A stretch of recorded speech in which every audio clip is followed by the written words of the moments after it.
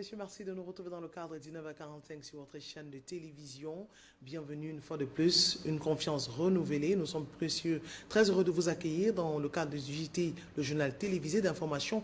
Et nous commençons ce journal par un fait de société qui ouvre le registre des faits divers et un homme arrêté qui séjourne depuis ce jeudi 1er octobre dans la cellule principale de la police judiciaire du Cameroun. Il est accusé pour faux et usage de faux.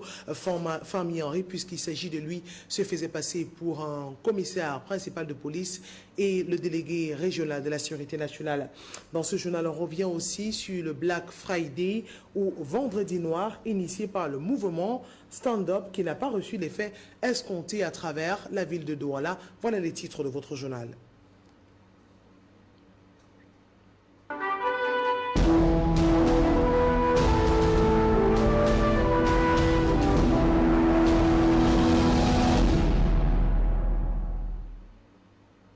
Rebonsoir à tous. Et en fait de société, un homme a été arrêté. Il séjourne depuis ce 1er octobre 2020 dans les cellules de la police judiciaire. Il est accusé de faux usage de faux. Le nommé Famille Henry, puisqu'il s'agit de lui, est accusé de se faire passer pour un commissaire principal de police, mais aussi le délégué régional à la sûreté dans la région de l'Est Cameroun, principalement dans la ville de Bertois. Le compte rendu et les précisions de Jean Jamayedna. Il se passait pour être commissaire de police principal en service à Interpol dans la ville de Bertois, en même temps que délégué régional de la Sûreté nationale de Bertois dans la région de l'Est Cameroun. Famille Henry, puisqu'il s'agit de lui, a été interpellé à Douala et conduit dans les services de la division régionale de la police judiciaire de Bonanjo, dans le littoral. À son actif, plusieurs faits d'armes et dossiers brûlants, notamment en ce qui concerne des cas des personnes interpellées et détenues à Newbel qui lui sont redevables après avoir été passés aux aveux complets de présumés malfrats. Famille Henry, groupé dans les geôles de la police judiciaire de Bonanjo depuis jeudi 1er octobre 2020, en attendant d'être déféré devant le tribunal compétent pour faux et usage de faux.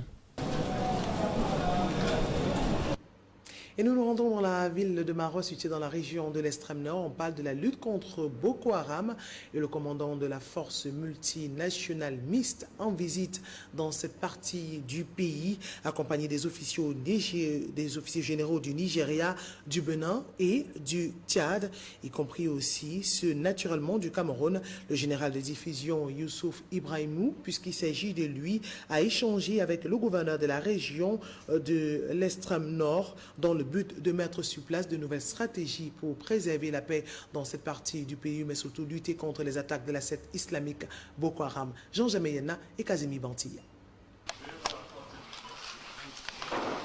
La lutte contre Boko Haram continue son bon nombre de chemins et demande encore plus de mobilisation et d'énergie pour mettre en déroute cette nébuleuse. En visite de travail dans la région de l'extrême nord Cameroun, le commandant de la force multinationale mixte multiplie une synergie d'actions concertées dans le but de mettre fin à ces marchands de la mort et aux côtés des forces engagées dans ce combat acharné contre les incursions dans le bassin du lac Tchad. Le général de division Youssouf Ibrahimou a échangé avec le gouverneur de la région de l'extrême nord et plusieurs autres autorités dans la perspective de remobiliser les troupes et de reconnaître de nombreux efforts consentis par les acteurs déployés sur le terrain. Il est venu pour qu'ensemble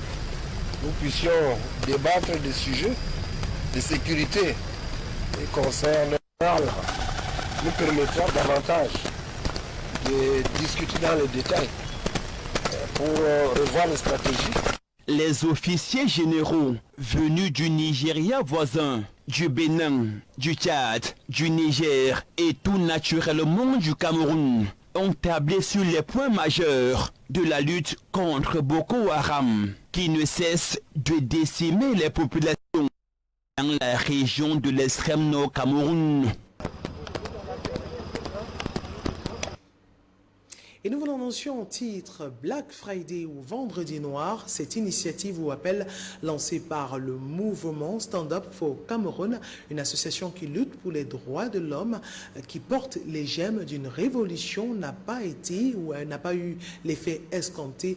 Elle n'a qu'à été respectée par les membres de cette association à travers la ville de Douala. Les précisions de Patine Guagnon dans ce reportage. Le Vendredi en Noir, au sein de cette organisation non gouvernementale, revêt un élan particulier. Même si dans les rues de Douala, l'ambiance est tout autre, ces défenseurs des droits de l'homme restent déterminés. Oui, je suis en noir ce vendredi pour une simple raison. La première, c'est pour m'insurger et pour m'indigner contre les violations des droits de l'homme, contre la violation des libertés individuelles, les libertés d'expression et de manifestation qui sont grandissantes aujourd'hui chez nous au Cameroun. Et une raison particulière, ce sont nos jeunes compatriotes qui sont au nombre de 4, qui ont été pris pratiquement il y a un mois aujourd'hui, dans les jeunes qui sortaient d'une réunion au stand-up, au mouvement stand-up au Cameroun, qui ont été déférés aujourd'hui à la prison centrale. D'ailleurs, nous sommes allés leur rendre visite aujourd'hui et on les a trouvés très sereins. Nous sommes en noir pour nous insurger contre les détentions, les arrestations arbitraires qui sont déroulées, que ce soit avant la marche du 22. Et celle-là concerne particulièrement 4 jeunes de Stand Up for Cameroun qui ont été abusivement arrêtés alors qu'ils sortaient d'une réunion habituelle du Vendredi en Noir. Et aussi ceux des jeunes, parce que c'est particulièrement les jeunes que nous sommes allés voir, qui ont été arrêtés dans le cadre de la marche du 22 septembre dernier. La sensibilisation et la prise de conscience collective est aussi un des credos des Black Friday, soutenu et défendu par le mouvement Stand Up for Cameroun. Se mettre en noir, c'est important contre toutes sortes de dictature qui est mise en scène au Cameroun. Je suis en noir pour soutenir ces jeunes-là. On sort de la prison de New Bell et on a apporté notre soutien à ces jeunes pour leur dire, nous sommes avec vous, vous avez le droit à la parole, vous avez le droit d'exprimer votre liberté. Donc je suis en noir pour exprimer ma liberté simplement. Et au-delà de ça, ma tenue en noir de ce vendredi, c'est également pour m'insurger contre toute forme d'injustice qui peut sévir sur le plan national au Cameroun. Les conditions de détention dont ils nous ont fait part ne sont pas du tout respectées et loin d'être respectées d'ailleurs. Donc on espère que les avocats de leur côté feront de leur mieux pour régler ce problème et que les régisseurs et autres administratifs pénitentiaires feront le maximum pour régler cette situation des conditions de détention. Les manifestations du 22 septembre dernier et l'arrestation de certains membres de Stand Up for Cameroun seraient dans la raison de cette initiative, pas très suivie par les Camerounais, dans une ville de Douala très militarisée.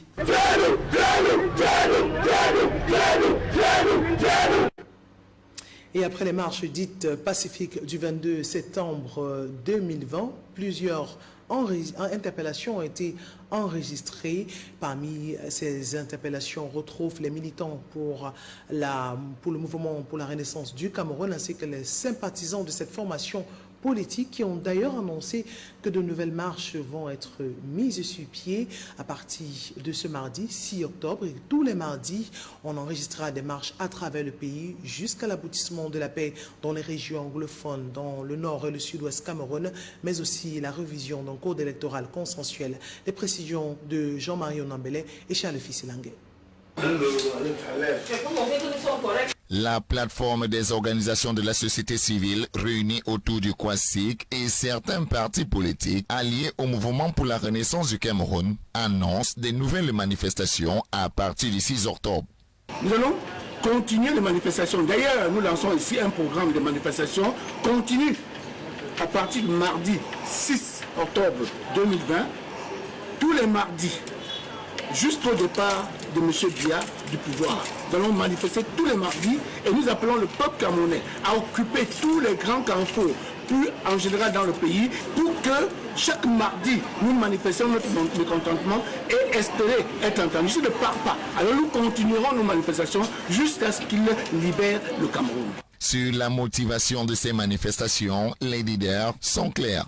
Que ce soit le MODEC, la Kwasi, le MRC et autres organisations qui composent cette coalition, nous avons longtemps demandé au pouvoir, à travers plusieurs moments, de revoir le système électoral consensuel. Il est resté sourd à notre demande, même Elekam l'a fait, il est resté sourd à notre demande. Nous avons demandé qu'il y ait un cessez-le-feu effectif dans le nord-ouest et le sud-ouest. Nous n'avons jamais eu de réponse positive et ça, c'est nous, son organisation. Mais la majorité du peuple camerounais de la communauté internationale a demandé cela, mais nous, on n'a jamais eu de réponse positive. Le gouvernement bien est resté sourd à cet effet.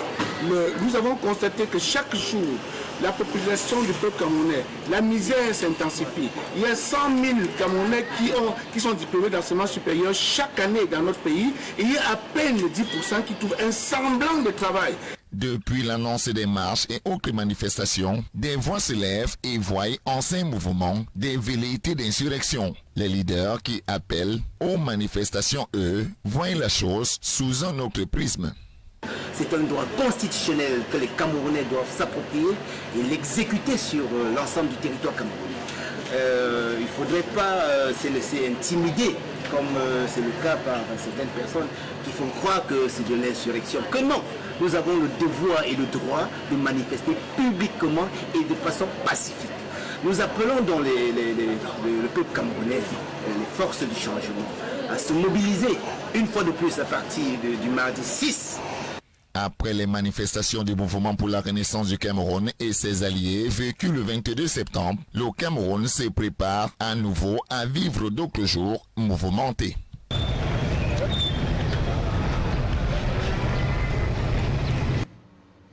Élection des conseillers régionaux du 6 décembre 2020.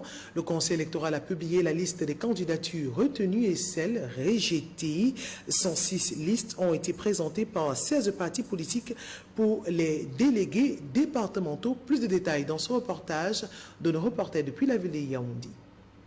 Les listes de candidats remplissant les conditions fixées par la loi électorale ont été acceptées à l'unanimité des membres du Conseil électoral. Un peu plus de 90 minutes, c'est le temps qu'il a fallu au président du Conseil électoral pour rendre public les listes de candidats retenus pour l'élection des conseillers régionaux du 6 décembre 2020. Entouré de ses collègues et du directeur général des élections, Eno Abraham Egbe n'a pas laissé planer le suspense à l'esplanade principale du siège d'élection Cameroun. Pour le cas des délégués du département, il annonce ainsi que 20 formations politiques ont présenté 117 listes dans les 85 circonscriptions que compte le Cameroun pour cette élection. Au final, le Conseil électoral a accordé son quitus à 16 partis politiques pour 106 listes, avec la palme de la représentation qui revient au Rassemblement démocratique du peuple camerounais qui sera en compétition dans toutes les circonscriptions, suivi notamment de l'Union nationale pour la démocratie et le progrès, l'UNDP, et du Parti social pour la réconciliation, le PCRN.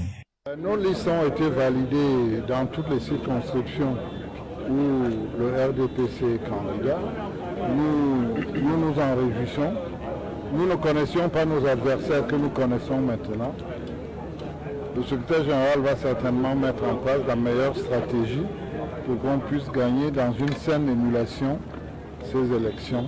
S'agissant des représentants du commandement traditionnel, le président du Conseil électoral annonce que 120 listes ont été présentées par les chefs de premier, deuxième et troisième degré, avec en fin de compte 111 listes qui ont été finalement retenues. Je suis comblé de joie et maintenant je peux aller me reposer parce que les 3 autres semaines à partir de la date où, n'est-ce pas, le collège électoral était convenu, n'ont pas été faciles pour nous les chefs parce qu'il fallait faire des va-et-vient pour compiler, n'est-ce pas, les dossiers. Donc voici, avec cette proclamation, on peut peut-être aller se reposer, peut-être tranquille. À présent, place aux dispositions légales en matière de contestation de l'acceptation ou du rejet d'une liste. Les éventuels requérants ont un délai de 5 jours à compter de la date de proclamation des résultats pour déposer leur recours au tribunal administratif du ressort de la région concernée. La juridiction compétente, quant à elle, statuera dans un délai maximum de 7 jours suivant le dépôt de la requête.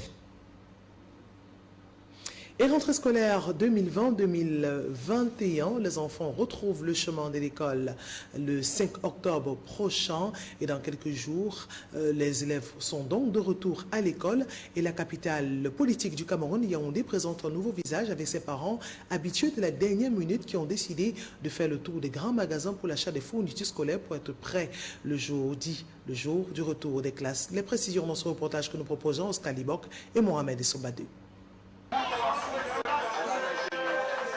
Les carillons de la rentrée scolaire et académique sonnent depuis quelques jours seulement dans les rues de la capitale politique à Yaoundé et c'est reconnaissable d'abord par ces bruits assourdissants des librairies et autres papeteries qui multiplient les stratégies pour attirer la clientèle.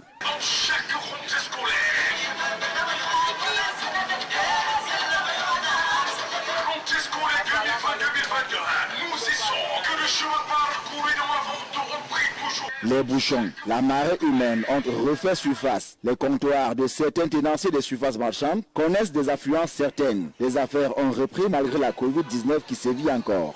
L'affluence a commencé depuis lundi. Les semaines passées, il n'y avait pas d'affluence. Donc c'est maintenant que les parents se rendent compte que la rentrée approche. Donc c'est depuis cette semaine qu'il y a affluence. Le marché est là comme ça, mais ce n'est pas comme les années passées. Donc les parents doivent être au courant qu'il y a la rentrée. Et on a tout. Les parents ils ne venaient pas, on avait l'impression que ce n'était pas encore la rentrée scolaire, mais depuis lundi quand même, ça essaye de bouger. On essaye de satisfaire les parents de notre mieux. Malgré le fait qu'il pleure, l'argent, ils disent qu'il n'y a pas d'argent dehors avec la pandémie du coronavirus qui est venue gâter le dehors. Donc les parents se plaignent beaucoup. Ils se plaignent du fait qu'il n'y a pas d'argent et les écoles sont très très chères en domaine de fournitures scolaires. Les parents qui ont attendu la dernière minute ont tout de même remué avec le plaisir de voir leur progéniture d'aller assister le premier jour de classe en classe et c'est pas chose facile. Le mari attendait son salaire, voilà pourquoi on a acheté ce moment. Le corona a beaucoup retardé beaucoup de choses. Ça a retardé beaucoup de choses dans notre pays. Les activités ont été en baisse. Tout compte fait, la rentrée scolaire est prévue pour ce 5 octobre, le jour même de la journée mondiale des enseignants. Et dans la ville de Bafoussam, les commerçants des manuels scolaires et fournitures scolaires s'inquiètent de l'absence des parents d'élèves et clients, contrairement aux années précédentes où les clients étaient très nombreux en cette période. Le constat est fait par notre reporter depuis la ville de Bafoussam, Ebek Wamo. Ce n'est pas la grande affluence des années précédentes. Les clients se font rares, les commerçants se tournent les pouces. Au niveau des commerçants spécialisés dans la vente des sacs de classe dont les porte-tout, l'ambiance est la même. Nombreux sont les parents qui, faute de moyens, disent préférer la librairie du poteau pour des livres de seconde main car ils ont la possibilité de faire des trocs contre une somme d'argent à la hauteur de la finance. Je vais changer les livres-ci pour prendre ceux de la classe de 4e. Je trouve que c'est mieux parce que en vendant ceci, l'argent que je veux recevoir, je ne peux pas payer les autres pour la classe suivante. Parce qu'eux, ils payent plutôt très moins cher. Oui. Alors, si je trouvais quand même quelqu'un qui allait en classe en 6e, là, il pouvait prendre à un bon prix. Mais si c'est le revendeur, ça sera très moins cher, à un bas prix. Donc, voilà les deux livres de la 6e et 6e, le livre de français et le livre de maths. Les librairies classiques du marché A, bien que achalandées, attendent toujours des preneurs pour les fournitures scolaires. Et puis tu vois aussi, depuis qu'on a exposé là, c'est toujours intact. Quand tu nous vois en train de feuilleter le Facebook, ça veut dire que la rentrée n'est pas en train d'être sûre. Les parents ont peur, les parents tremblent parce qu'ils ne savent pas si la rentrée serait lundi ou pas. Il n'y a personne, il n'y a pas les parents, c'est les revendeurs qui sont là entre eux. Donc, nous ne trouvons pas les parents, on ne sait pas pourquoi. Vraiment, c'est très difficile, c'est très dur. Très dur. Oh, le gouvernement a bien fait le prix. Le prix est très bon parce que chaque livre a son prix au verso. Ce n'est plus comme avant que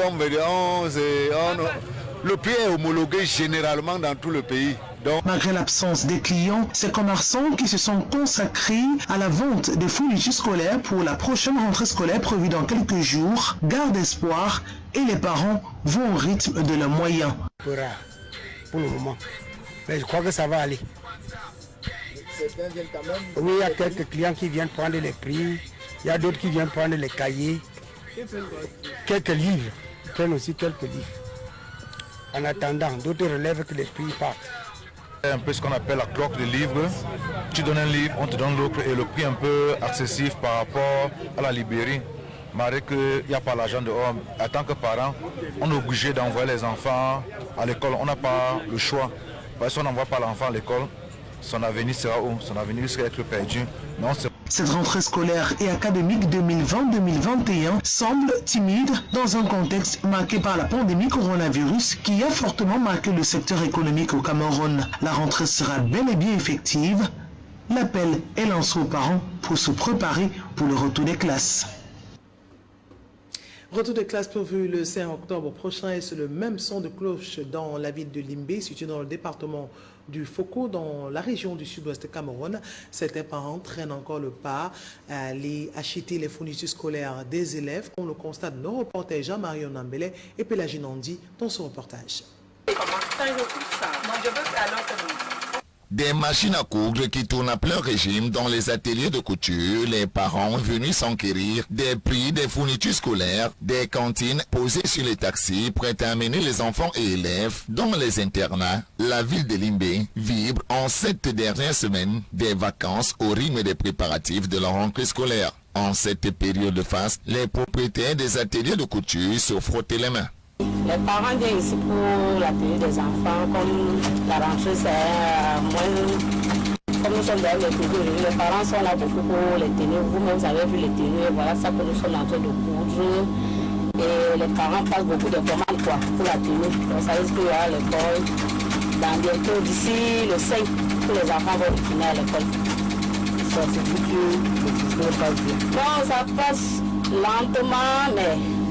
Ça va un peu. On fait avec ce qu'on trouve. C'est ça. On se bat quand même. Pas qu'il n'y a pas de travail, il y a le travail. On se bat avec le peu qui entre. C'est comme ça. Chez les parents d'élèves rencontrés dans les marchés et autres librairies, la conjoncture financière actuelle reste le seul frein à la préparation de la rentrée scolaire. L'argent, il n'y a pas l'argent. On peut s'en sortir comment? C'est pas le défaut des parents. Mais c'est le défaut de l'État. Normalement, on devait tout faire parce que l'année passée, il n'y a pas eu d'école. On a payé toute la pension. L'enfant n'a pas fréquenté toute l'année. Aujourd'hui, on exige de payer toute la pension et les frais des examens. Vous voulez que les parents doivent en faire. Le livre est cher. Les livres sont un peu chers par rapport à l'année passée. Mais il y en a. Il y a les livres. Il y a des livres. C'est parce que manque de moyens. Donc le parent ne doit pas se plaindre parce qu'il n'en a pas. Mais il y a les fournitures, mais manque de moyens. Il faut dire que globalement, l'ambiance générale dans les artères du chef-lieu du département du Fako est bon enfant, laissant présager une rentrée effective le 5 octobre prochain. Merci à vous Jean-Marie, on embellementé bien dans la ville de Limbé, située dans le département du Fako, dans la région du sud-ouest Cameroun. Et à présent, on célèbre une journée, il s'agit de la journée des personnes âgées et le Cameroun qui s'est joint à la communauté internationale pour commémorer cette journée dans la ville de Konsamba, située dans le département du Mungo. Les autorités administratives ont pris des dispositions pour que cette journée soit respectée pour valoriser les personnes du troisième âge. Les précisions de Patrick Guagnan et Chatoine Ballon. Campagne de sensibilisation et de dépistage au Covid-19, causerie éducative et distribution de kits pour barrer la voie au coronavirus. Voilà les 3 étapes qui ont marqué la célébration de la Journée internationale des personnes âgées, ici dans la ville de Konsamba, département du Mungo.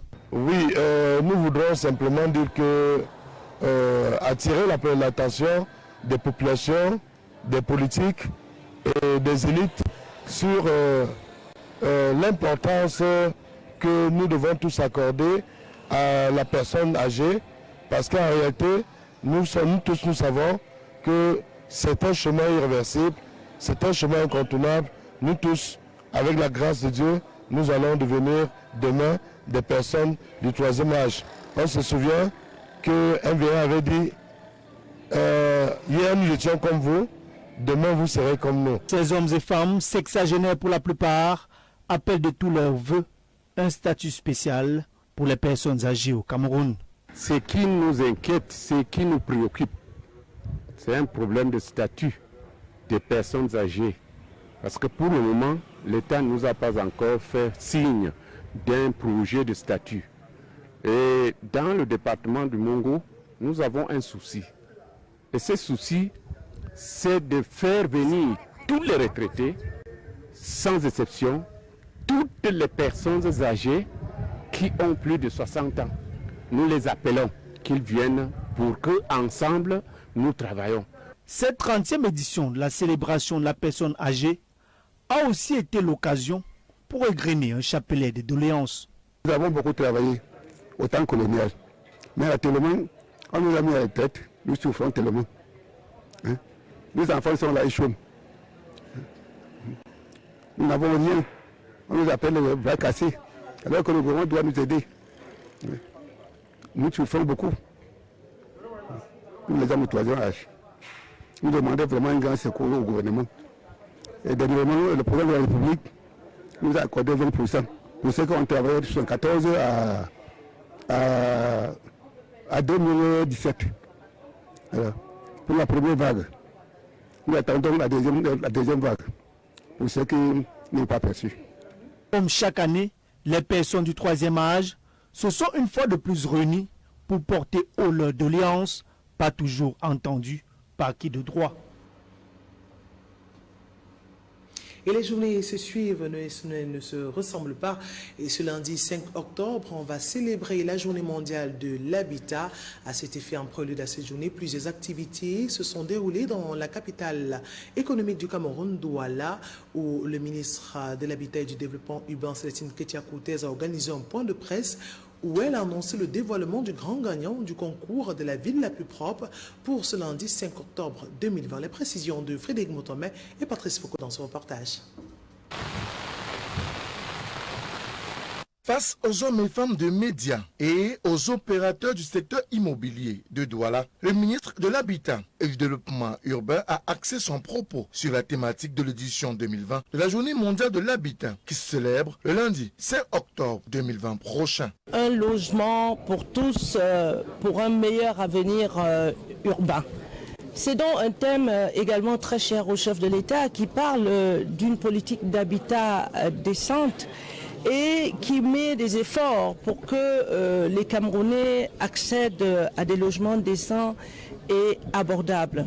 À la faveur de cette célébration, plusieurs activités sont organisées, notamment le concours du meilleur opérateur du secteur de l'immobilier. Nous allons primer les meilleurs opérateurs du secteur de la production des logements privés et ça va nous permettre également de faire l'état des lieux, de capitaliser les bonnes pratiques et d'avancer dans la production massive des logements.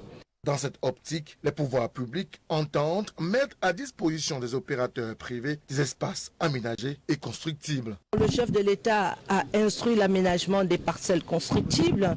Nous allons faire le ménage dans le secteur des opérateurs des logements et nous allons mettre à disposition ces parcelles aménagées pour que les opérateurs sérieux accompagnent le président de la République à produire davantage de logements. Au-delà de la mise à disposition des logements sociaux pour un habitat décent, il est aussi question de mettre en exergue la propreté des villes. Et à ce niveau, les populations sont mises à contribution pour des villes propres et saines. Votre quartier, votre ville et même votre pays, c'est comme votre chambre. Ça doit être un espace où vous devez contribuer à garder sain et propre, même pour des questions de santé publique. Cette année, nous avons donc pris l'occasion de 3 villes pilotes, Limbé, Douala et Yaoundé. Nous allons découvrir la ville des 3 la plus propre. Et partant sur les bonnes pratiques de cette campagne 2020, nous allons lancer sur haute instruction du Premier ministre chef du gouvernement la campagne nationale. Et en attendant cette campagne nationale d'hygiène et de salubrité, les populations saluent déjà l'initiative du concours de la ville la plus propre. Nous avions pu contribuer à cet événement qui, à mon humble avis, est très louable. Louable dans la mesure où garder son environnement propre, garder son environnement sain, c'est également aussi contribuer pour des villes durables. Douala sera le 5 octobre 2020 prochain la ville d'accueil des festivités de la Journée mondiale de l'habitat. Reste à savoir si la capitale économique du Cameroun sera aussi sacrée, ville la plus propre et la plus belle, issue du concours lancé par le ministère de l'Habitat et du Développement urbain à la faveur de la Journée mondiale de l'habitat.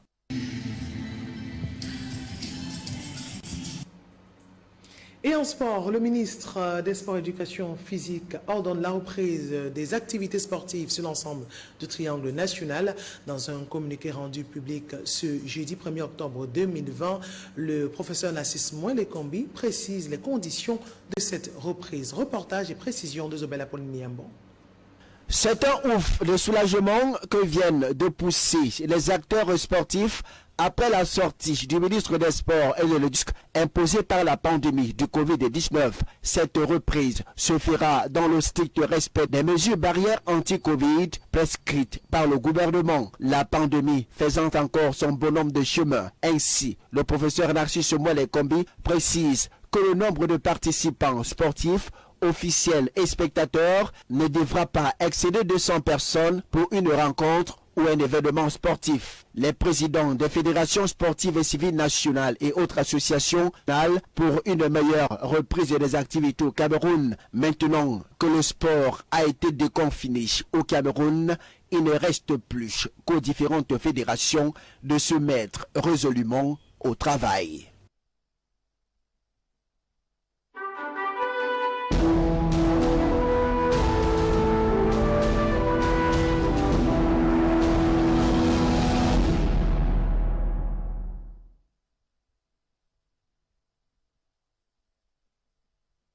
Mise en garde du Premier ministre ivoirien à quelques semaines de la présidentielle dans le pays de la Côte d'Ivoire. Les précisions d'Africa 24.